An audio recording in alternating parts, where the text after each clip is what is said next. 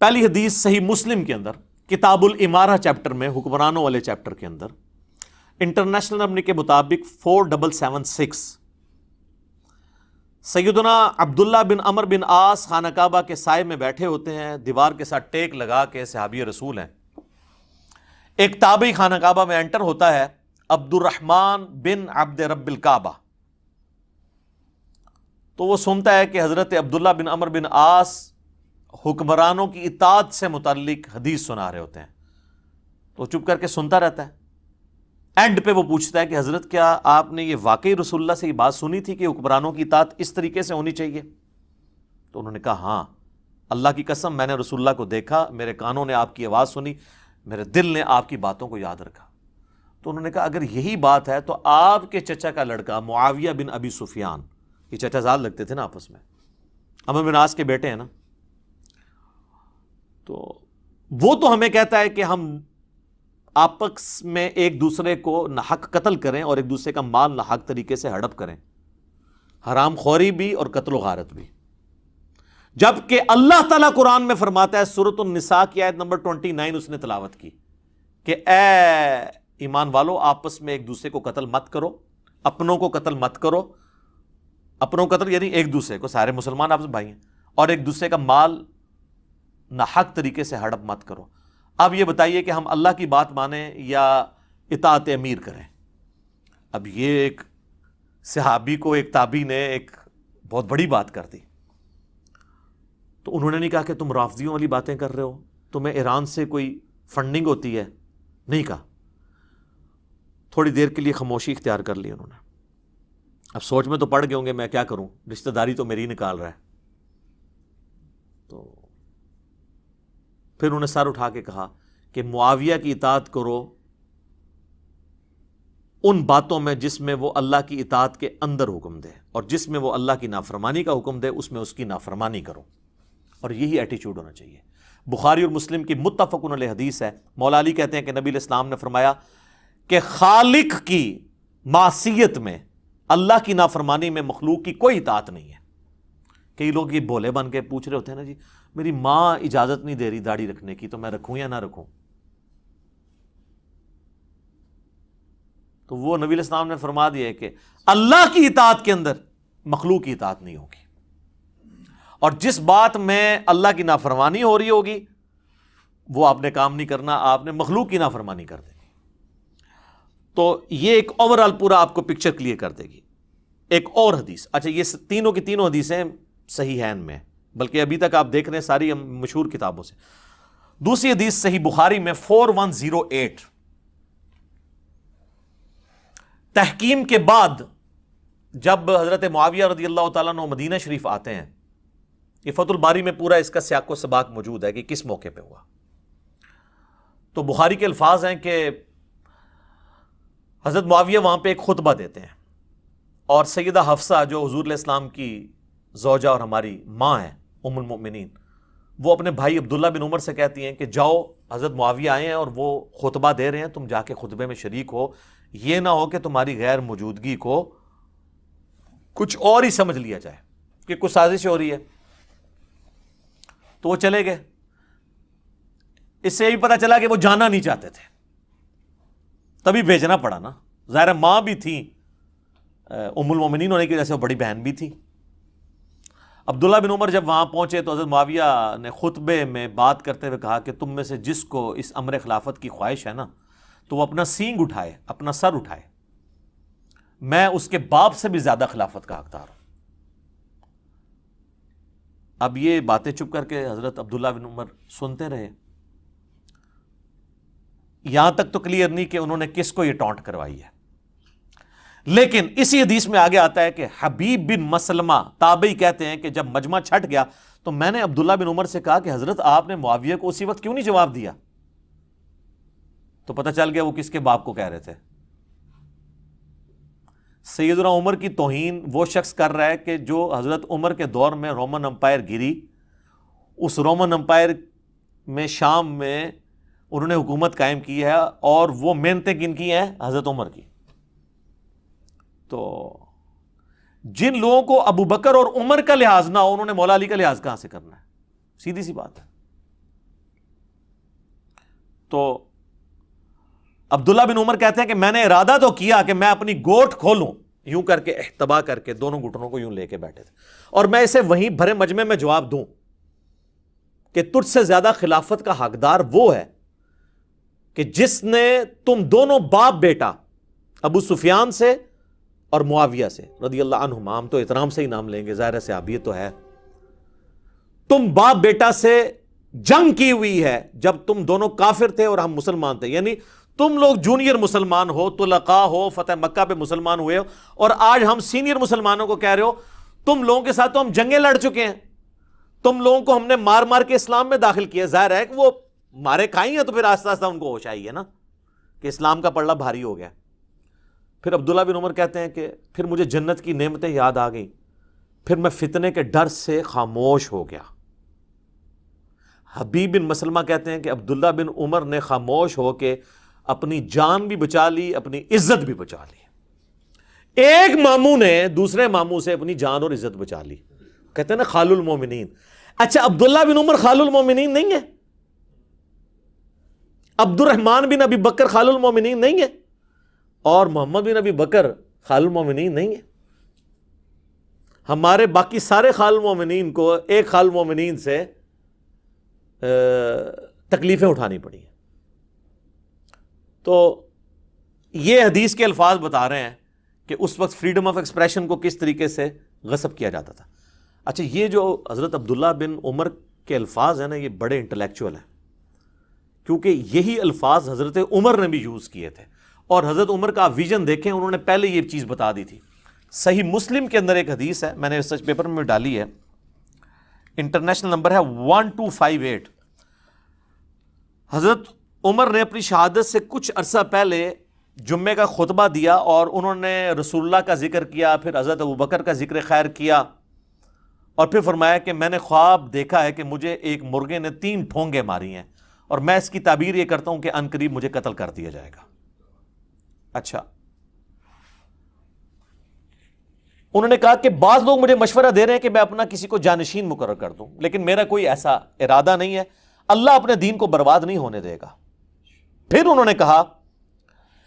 کہ اگر میری موت جلدی واقع ہو گئی حادثاتی طور پر، تو میری طرف سے یہ حکم ہے کہ خلافت کا فیصلہ صرف ان 6 لوگوں میں طے ہوگا جن سے رسول اللہ اپنی وفات تک راضی رہے۔ اور بخاری میں الفاظ ہیں 3700 نمبر حدیث میں کہ خلافت کا معاملہ ان 6 بندوں سے باہر نہیں آنا۔ بخاری میں پھر نام بھی حضرت عمر نے لیے اور فرمایا علی، عثمان، طلحہ، زبیر، عبد الرحمن بن عوف اور سعد ابن ابی وقاص۔ ویسے ایک اور بندہ بھی تھا 7واں، چونکہ وہ ان کا بہنوئی تھا سعید ابن زید، وہ سب و شتم کی حدیثیں اشرا مبشرہ والا یاد آیا جائے، سعید ابن زید، ان کا نام اس لیے نہیں لیا کہ وہ رشتہ دار تھے، ان کو چھوڑ دیا اور کہا میرے بیٹے عبداللہ بن عمر کو مشورے میں تم شامل کر سکتے ہو، لیکن اسے خلیفہ نہ چننا، ان 6 بندوں میں سے کسی کو چننا جن سے رسول اللہ اپنی وفات تک راضی رہے۔ تو آج ہم ہوتے تو ہم پوچھتے کہ پھر ہمیں وہ بھی بتا دیں جن سے حضور وفات کے وقت ناراض تھے۔ آپ کو تو کہنا چاہیے سب سے ہی راضی رہے، یہ کہتے ہیں نا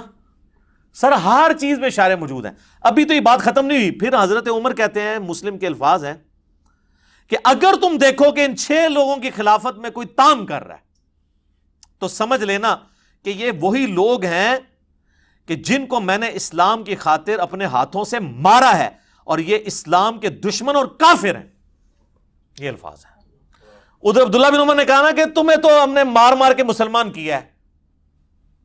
اور یہاں حضرت انہوں نے اپنے باپ کے الفاظ ریپیٹ کیے، تو عبداللہ بن عمر نے اپنے باپ کے مشن کو ہی آگے لے کر چلے، لیکن وہ سامنے نہیں بات کی، بعد میں کیے۔ ظاہر ہے پھر سر حسین ابن علی اور ابن عمر میں تو فرق ہوگا نا، ان کی نیچر جو ہے وہ ذرا پیسیو تھی، ان کی ایکٹیو تھی، ایکسٹروورٹ تھے۔ تیسری حدیث بھی صحیح بخاری میں ہے 4827، اور سر یہ آپ کو میں یعنی to cut the story short,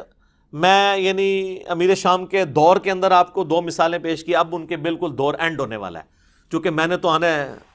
ان کے صاحبزادے کی طرف،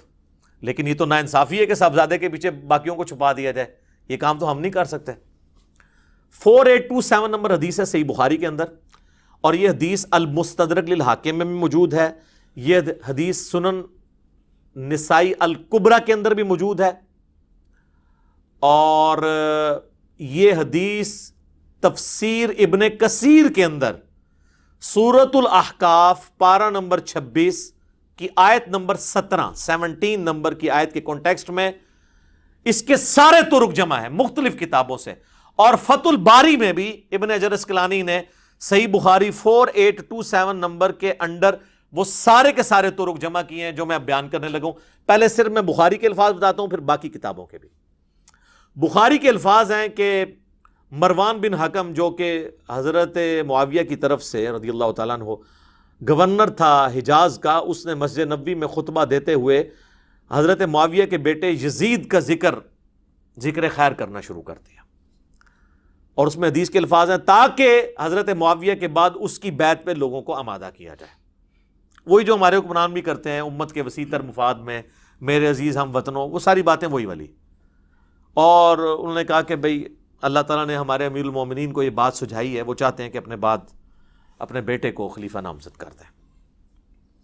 تو بخاری کے الفاظ ہیں وہاں پہ عبد الرحمن بن ابی بکر، حضرت ابوبکر صدیق کے بیٹے کھڑے ہوئے، اور یہ وہ بیٹا ہے جو حضرت عائشہ کا سگا بھائی ہے اس اعتبار سے کہ باپ اور ماں بھی کامن ہے۔ اور امام بخاری ذرا شریف النفس آدمی تھے، انہوں نے صرف اتنا لکھا کہ عبد الرحمن بن ابی بکر کھڑا ہوا اور انہوں نے کچھ کہہ دیا، وہ کیا کہا وہ ہم آپ کو بعد میں بتاتے ہیں۔ آگے بخاری کے الفاظ چلتے ہیں کہ مروان بن حکم نے کہا پکڑو اس کو، تو پتہ چل گیا کوئی چوبے والی بات کی۔ تو حضرت عبد الرحمن بن ابی بکر جو ہے وہ چونکہ مسجد نبوی میں بیٹھے ہوئے تھے، فوراً سے حجرہ عائشہ میں داخل ہو گئے اپنی بہن کے پاس۔ تو اب ظاہر ہے کہ سیدہ عائشہ کی تو کوئی تو اس طریقے سے نہیں کر سکتا تھا، تو اس کا غصہ نہیں ٹھنڈا ہوا۔ مروان بن حکم نے باہر سے ہی کہا کہ او ابو بکر کے بیٹے، وہ تیرے بارے میں قرآن میں آیت نازل ہوئی ہے سورہ الاحقاف کی آیت نمبر 17 کہ یہ کہتا ہے کہ میرے ماں باپ مجھے کہتے ہیں کہ مرنے کے بعد زندہ کیا جائے گا، اللہ کے حضور پیش ہونا ہے، تو یہ تو اگلے لوگوں کی سٹوریاں ہیں، ابو بکر کے بیٹے تو ہی ہے، یہ تو ہی وہ کافر ہے جس کے بارے میں یہ آیت نازل ہوئی، نعوذ باللہ۔ اسی لیے سورہ احقاف کی تفسیر میں ابن کثیر کو یہ حدیث لانی پڑی ہے، اور امام بخاری نے بھی سورہ احقاف کی تفسیر والا جو چیپٹر ہے نا اس کے اندر یہ حدیث لی ہے۔ یہ کہتے ہیں شان نزول بتائیں، اے لو لبو ہوں شان نزول، شان نزول کا تمہیں بڑا شوق ہے نا، آگے پیچھے سیاق و سباق بھی بتائیں، سلف کا فام بھی بتائیں، فام لے لو سارے۔ تو بخاری کے الفاظ ہیں حضرت عائشہ کو غصہ آیا، انہوں نے اندر سے کہا کہ آل ابی بکر کے بارے میں کوئی آیت قرآن کی نازل نہیں ہوئی ہے سوائے جو میری برات میں سورۃ النور نازل ہوئی جب ان کے اوپر جھوٹی تہمت لگائی گئی۔ بخاری کی حدیث ختم، لیکن یہ حدیث المستدرک للحاکم میں، سنن نسائی الکبریٰ کے اندر، طبرانی کے اندر، اور فتح الباری میں شرح میں یہ ساری ابن حجر نے جمع کی، اور سب سے بڑھ کر آپ ہر بندے کے پاس تفسیر ابن کثیر سافٹ کاپی آپ ڈاؤن لوڈ کر لیں، موجود ہے سورہ احقاف پارہ نمبر 26 آیت نمبر 17 کی تفسیر میں انہوں نے سارے طرق ایک جگہ جمع کر دیے، کوئی آپ کو ڈھونڈنے نہیں پڑنے۔ تو اب آپ فیلنگ دا بلینک سنیں۔ وہ جو ہے نا کہ